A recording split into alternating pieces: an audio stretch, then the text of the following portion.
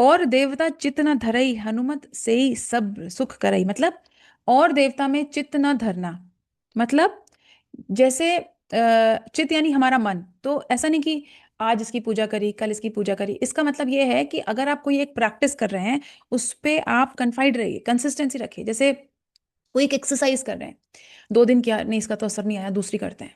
फिर दूसरे दिन 2 दिन वो करी उसका भी असर नहीं आया, तीसरे दिन तीसरी कर ली, एक दिन एक प्रैक्टिस करी, फिर दूसरे दिन दूसरी प्रैक्टिस करी। ऐसे हम कहीं भी नहीं पहुंच पाएंगे, चीज़ों को समय लगता है होने में। तो जो भी एक आप प्रैक्टिस कर रहे हैं, स्पिरिचुअल प्रैक्टिस कर रहे हैं, किसी की भी पूजा कर रहे हैं, तो उसको एक समय तक करिए, तब वो इफेक्ट डालेगी। एक दिन एक काम करेंगे फिर अगले दिन उसको छोड़ के दूसरा करेंगे तो अपन कहीं नहीं पहुंचेंगे। तो ये जब कह रहे हैं कि और देवता चित्त न धरे, किसी और देवता में चित्त मत धरो। एक को पकड़ा है तो अब इन एक को ही पूज लो, ये ही तुमको जो भी चाहिए वो दे देंगे। वो भक्त हैं, वो गुणी हैं, वो विद्यावान है, वो बलशाली है, उनके पास अष्ट सिद्धियां हैं, 9 निधि हैं। हाँ, तो हनुमत से ही सब सुख करे, हनुमत सारे सुख कर देंगे। हनुमत से ही सारे सुख हो जाएंगे, मतलब हनुमान जी इतने सक्षम है कि वो अकेले तुम्हारे सारे व्यवधानों को हटा देंगे। तो मतलब आप भटको मत। अगर आप हनुमान जी की शरण में आए हैं तो आप हनुमान जी की शरण में रहें, या आप किसी भी और देवता की शरण में आए तो आप उन देवताओं की शरण में रहिए। भटकने की जरूरत नहीं। इसका मतलब है कि आपने जो निर्णय लिया है, जैसे कई लोग क्या करते हैं, मैंने अक्सर देखा है, बुक उठाएंगे पढ़ेंगे, 5-7 पन्ने पढ़ के रख देंगे, दूसरी बुक उठा लेंगे, फिर तीसरी बुक उठा लेंगे, चौथी उठा लेंगे, डेली नई प्लानिंग्स हो रही हैं। So don't do this. कहते हैं जो सबसे उच्च चरित्र के व्यक्ति होते हैं ना, 3 तरह के व्यक्ति बताए गए नीति शतक में, भर्तृहरि ने लिखी है।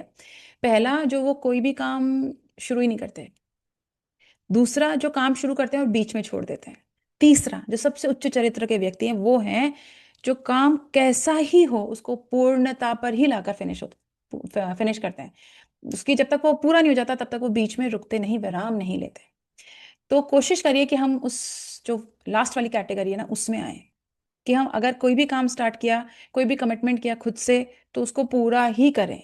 और प्लीज डू दिस। क्यों, क्या होता है, एक बार हम चीज छोड़ेंगे, दूसरी बार हम चीज छोड़ेंगे, तीसरी बार हम चीज छोड़ेंगे, ये ना हमारा एक सबकॉन्शियस पैटर्न बन जाता है। उसके बाद ये रिपीट होता रहता है, होता रहता है, होता रहता है। तो अगर आप एक बार अपने ब्रेन को ये प्रोग्रामिंग देंगे ना कि अब जो आपने काम किया है ये आपको करना ही है, तो वो अगली बार आपको वैसा ही प्रोग्राम करने के लिए मदद करेगा। यानी आपकी जो इंटरनल स्ट्रेंथ है वो आपको हेल्प करेगी अगली बार के लिए। सो प्लीज, अगर कोई एक कमिटमेंट आप स्टार्ट करें, सो प्लीज उसको पूर्णता तक लेकर जाएं, बीच में मत रुकिए। इसकी भी एक कहानी सुना देती हूँ छोटी सी।